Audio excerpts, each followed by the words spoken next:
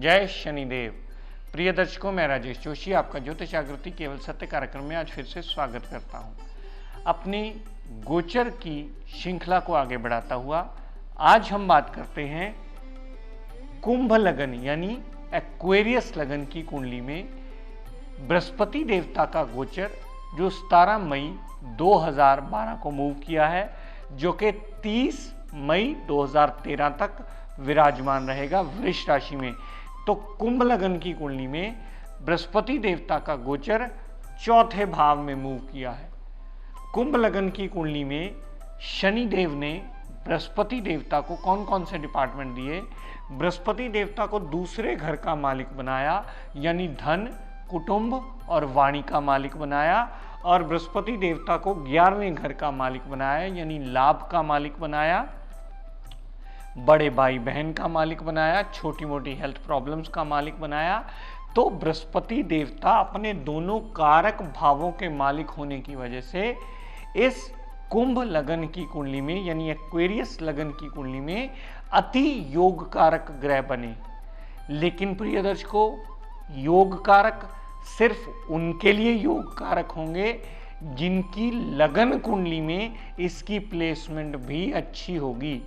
जिनकी लगन कुंडली में इसकी प्लेसमेंट 6, 8 या 12 में पड़ी होगी, इसकी प्लेसमेंट नीच की होगी, इसकी प्लेसमेंट अस्त अवस्था में होगी, इसकी प्लेसमेंट शून्य अवस्था में होगी, इसकी प्लेसमेंट 29 डिग्री होगी, यानी किसी भी तरीके से ये बलहीन हुए या अशुभ हुए तो उसके लिए रिजल्ट्स नेगेटिव रखेंगे। जिसके लिए ये अच्छे भाव में प्लेस्ड हुए, केंद्र में या त्रिकोण में या अपने किसी कारक भाव में प्लेस्ड हुए, उसके लिए टोटली रिजल्ट इसके पॉजिटिव होंगे। तो आइए पहले विवेचन करते हैं उनके लिए जिनकी कुंभ लगन की कुंडली है और बृहस्पति केंद्र में या त्रिकोण में या अपने कारक भावों में पड़े हैं, यानी किसी भी अच्छी जगह प्लेस्ड हैं और अपनी दशा अंतरदशा में अच्छा रिजल्ट देने में बाध्य हो गए हैं। जिनके लिए भी अच्छा रिजल्ट देने में जन्म कुंडली में बृहस्पति बाध्य हुए हैं, उनके लिए चौथे भाव में बृहस्पति गोचर के मूव करते हुए और भ्रमण करते हुए आना सदैव चौतरफा लाभ देने के लिए बाध्य करता है। चौथा भाव में आने से माता, गाड़ी, भूमि, वाहन, मकान, सारी सुख सुविधाएं जितनी जातक की लेने वाली हुई उसमें मददगार रोल प्ले करेंगे, उसे जातक को दिलाने में सदैव सहायक सिद्ध होंगे। क्यों? क्योंकि जन्म कुंडली में वो कारक ग्रह होकर कारक जगह प्लेस्ड हुए हैं, तो सदैव कारकित्व का ही रिजल्ट देंगे। तो चौथे भाव में आकर के उनके लिए सदैव सारे चौथे भाव का सारा रिजल्ट पॉजिटिव जरूर करेंगे, क्योंकि चौथे भाव को सुख स्थान भी कहा जाता है। यहाँ से बृहस्पति देवता ने जितनी दृष्टि अष्टम भाव पर डाली, तो ऑब्स्टेकल्स, टेंशन, मेंटल पीस जितनी होगी वो बढ़ा करके ऑब्स्टेकल टेंशन्स को दूर करके जातक के सारे रुके हुए काम निकाल करके जातक हार्डवर्क करके अपना जीवन यापन अच्छा करने में मददगार ये गोचर सिद्ध अवश्य होगा। यहाँ से बृहस्पति देव ने जितनी दृष्टि दशम भाव पर डाली, तो सारा रुका हुआ काम चलने की दिशा में आ जाएगा। जितने भी ऑर्डर्स पेंडिंग पड़े होंगे, जितने भी इंडस्ट्रिस्ट होंगे, जितने भी जॉब वाले होंगे, उन्हें तरक्की का रास्ता मिलेगा। जितना भी आपका रुका हुआ काम होगा वो चल करके आपको एडवांटेज देने में बाध्य अवश्य होगा और आपकी कर्म गति में भी सात्विकता आकर आपको चौतरफा लाभ बृहस्पति देव अवश्य दिलवाएंगे। यहाँ से बृहस्पति देव ने जितनी दृष्टि 12वें भाव पर डाली, तो विदेश से भी लाभ हो सकता है, अस्पताल का खर्चा कम होगा और आपका जीवन यापन आसान करने में, हस्बैंड वाइफ के रिलेशंस को मधुर करने में ये बृहस्पति देवता गोचर का चौथे भाव में आया हुआ सदैव सहायक सिद्ध होगा। अब प्रिय दर्शकों ध्यान दीजिएगा, ये सिर्फ उनके लिए होगा जिनकी जन्म लगन कुंडली में बृहस्पति अच्छा पड़ा है, तो ही वो चौथे भाव के संबंधी अच्छे फल देगा। पंचम दृष्टि जो 8वें भाव पर डाली उसके संबंधी अच्छे फल देगा। सप्तम दृष्टि जो दशम भाव पर डाली उसके संबंधी अच्छे फल देगा। नवम दृष्टि जो 12वें भाव पर डाली उसके संबंधी भी अच्छे फल दे करके जातक का जीवन यापन आसान करने में मददगार जरूर सिद्ध होगा।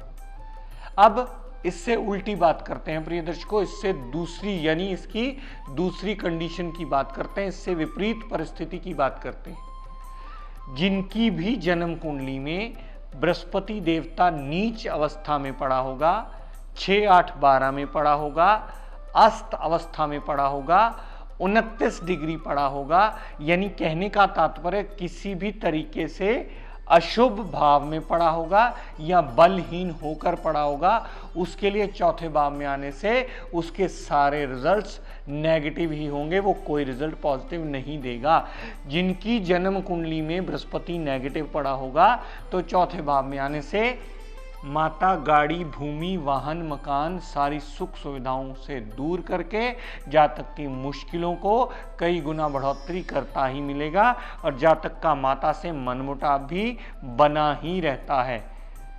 यहाँ से बृहस्पति देवता ने जितनी 8वें भाव पर 5वीं दृष्टि डाली ये उनके लिए है जिनकी बृहस्पति देवता मारक बन गए हैं, नेटल चार्ट में बुरे पड़े हैं। तो 8वें भाव पर जितनी बृहस्पति देवता ने दृष्टि डाली, बृहस्पति देवता की दृष्टि 8वें भाव पर डली हुई ऑब्स्टेकल्स बढ़ा देगी, टेंशन बढ़ा देगी, मेंटल पीस डिस्टर्ब कर देगी और जातक के जीवन यापन की मुश्किलों को कई गुना बढ़ा करके उसके जीवन यापन में दिक्कत परेशानियां ला देगी। यहाँ से बृहस्पति देवता ने 10वें भाव पर जो दृष्टि डाली तो चलता चलता काम रुकने की कगार पे आ सकता है। बृहस्पति देवता की दृष्टि डाली हुई आपको सदैव नेगेटिव रिजल्ट देगी, कामकाज की रुकावटें, अटकलें, देरी होना, ये सारे नेगेटिव रिजल्ट देगी। यहाँ से बृहस्पति देवता ने जितनी दृष्टि 12वें भाव पर डाली फजूल के व्यय करवाएगी, अस्पताल का खर्चा भी करवा सकते हैं, मेंटल पीस भी डिस्टर्ब करवा सकती है। तो प्रिय दर्शकों, आपने देखा कि बृहस्पति देवता तो वही हैं, हर कुंभ लग्न की कुंडली पर वो चौथे भाव में ही मूव किए हैं, लेकिन पॉजिटिव फल उनके लिए जिनकी नेटल चार्ट में पॉजिटिव पड़े हैं, नेगेटिव फल उनके लिए जिनकी नेटल चार्ट में वो नेगेटिव पड़े हैं। तो कभी भी गोचर को एक समान सब पे अप्लाई करने की गलती मत कीजिएगा। अगर आप करते हैं या कोई विद्वान करता है तो समझ लीजिएगा भी गोचर की जानकारी बहुत कम है, क्योंकि गोचर आपकी जन्म कुंडली पर आधारित होता है। जन्म कुंडली ही आपके गोचर का आधार स्वरूप नियम माना जाता है। जन्म कुंडली के जितने डिग्री में ग्रह पड़ा होगा उतने डिग्री का ही गोचर में सारी जिंदगी मूव करता हुआ आपको रिजल्ट देगा। ऐसा नहीं होता कि जन्म कुंडली में वो 15 डिग्री का पड़ा है, आपका 0 डिग्री हो तो 0 के रिजल्ट देगा, 5 डिग्री हो तो 5 के रिजल्ट देगा, 12 डिग्री हो तो 12, नहीं, वो आपको आजीवन 15 डिग्री के ही रिजल्ट देगा।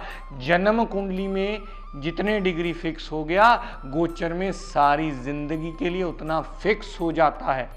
अब मेरी इस बात को ध्यान दे करके बहुत सारे विद्वान इसकी तरफ ध्यान देंगे और समझ जाएंगे कि शास्त्रों ने ये जो नियम लिखे हैं ये बिल्कुल सही लिखे हैं। यूनिवर्सिटीज़ की ऑथेंटिक बुक में जो लिखा गया है बिल्कुल सटीक लिखा गया है, उसी को हमें फॉलो करना चाहिए। गोचर चाहे एक राशि में मूव करे सब लगन कुंडलियों के लिए, वो बराबर नहीं होता। भाव बराबर हो सकता है, राशि बराबर हो सकती है, लेकिन हर कुंडली पर उसके रिजल्ट्स में वेरिएबिलिटी होगी। जैसे आज कुंभ लगन की बात करते हैं तो हर लगन कुंभ लगन की कुंडली होगी। जो भी कुंभ लगन के जातक होंगे उनके लिए वो चौथे भाव में ही मूव किया है, लेकिन सबके लिए वो रिजल्ट अलग अलग ही देगा। किसी के लिए बहुत शुभ होगा तो किसी के लिए बहुत ज़्यादा अशुभ होगा। किसी का मकान बनवाने की कगार पे ला सकता है तो किसी का मकान बिकवाने की कगार पे ला सकता है।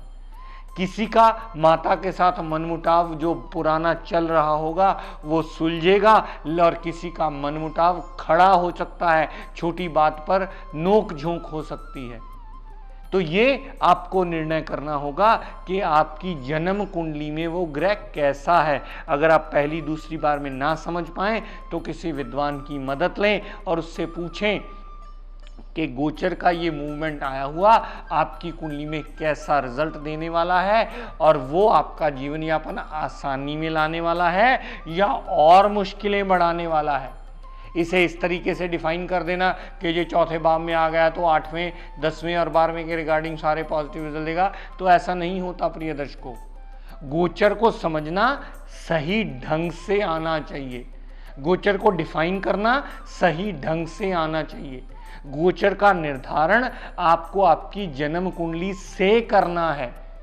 गोचर का निर्णय कितने अंश का कितने बल लेकर के बैठा है वो भी आपकी जन्म कुंडली निर्णय करेगी। गोचर में रोज ग्रह बदलता है तो रोज उस जातक को डिफाइन मत करना शुरू कर दीजिएगा कि ये अब इतने फल देगा, ये अब इतने फल देगा, ये अब इतने फल देगा। नहीं होगा, वो सारी जिंदगी उतने ही फल देगा जितने डिग्री का आपकी जन्म कुंडली में बैठा है। बहुत सारे जातक अब इस बात को समझ चुके हैं और मुझे बड़ा अच्छा लगता है जब आप इसके बेसिक्स को समझते हैं। गोचर के बिना हमारा कुंडली का निर्णय अधूरा होता है, कुंडली का फलादेश अधूरा होता है। लेकिन गोचर सबके लिए बराबर नहीं होता, गोचर हर जातक के लिए अलग होता है। भाव सेम हो सकता है, राशि सेम हो सकती है, लगन सेम हो सकता है, लेकिन हर एक की प्रेडिक्शन और इंटरप्रिटेशन वो अलग अलग ही होगी। ये देख करके आपको निर्णय करना होगा कि उसकी किस अवस्था में कौन सा ग्रह है जिसकी वजह से उसके रिजल्ट अच्छे या बुरे होने वाले हैं। ये फार्मूला कल मीन लगन की कुंडली आखिरी करवा दूंगा, ये फार्मूला नोट कर लीजिए। अगर जन्म कुंडली में ग्रह अच्छा पड़ा है तो वो सदैव अच्छा फल देने के काबिल है, चाहे वो विपरीत राजयोग की स्थिति में आकर ही क्यों ना अच्छा हुआ हो। अगर जन्म कुंडली में खराब पड़ा है तो सदैव खराब रिजल्ट ही देगा, चाहे गोचर में वो जितने मर्जी अच्छे भाव में क्यों ना चला गया।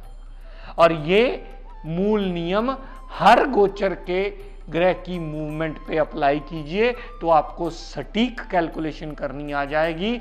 आपको दिक्कत परेशानियां कैलकुलेशन में आएंगी नहीं। अगर आपको पहली दूसरी बार आए तो किसी विद्वान की मदद लीजिए, उसके पास जाकर के लिखवा लाइए कि आपके सही कारक ग्रह कौन से हैं और कौन से ग्रह सही रिजल्ट देने वाले हैं और कितने ग्रह मारक बने।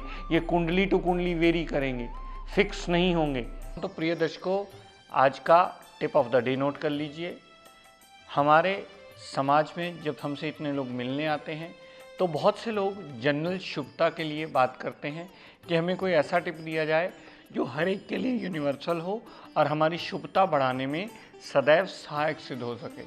तो सबके लिए प्रिय दर्शकों, आप कोई भी कितने भी मुखी रुद्राक्ष अपने गले में धारण कर सकते हैं, चाहे एक मुखी कीजिए, चाहे दो मुखी कीजिए, चाहे पंचमुखी कीजिए।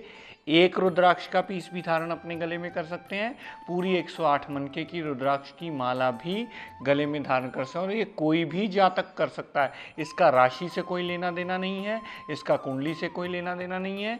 ये घर की या उस जातक की शुभता बढ़ाने में सदैव सहायक सिद्ध होता है। उसके लिए शिव जी का साक्षात आशीर्वाद माना जाता है।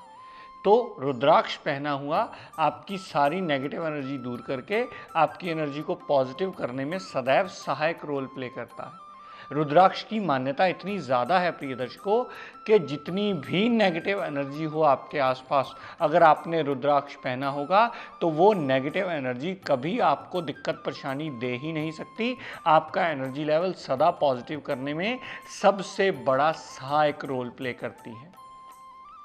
तो कोई भी जातक इसे धारण कर सकता है, जैसा उसको कन्वीनियंट लगे, जितने मुखी उसे मिले वो धारण करके अपना जीवन यापन आसान अवश्य कर सकता है।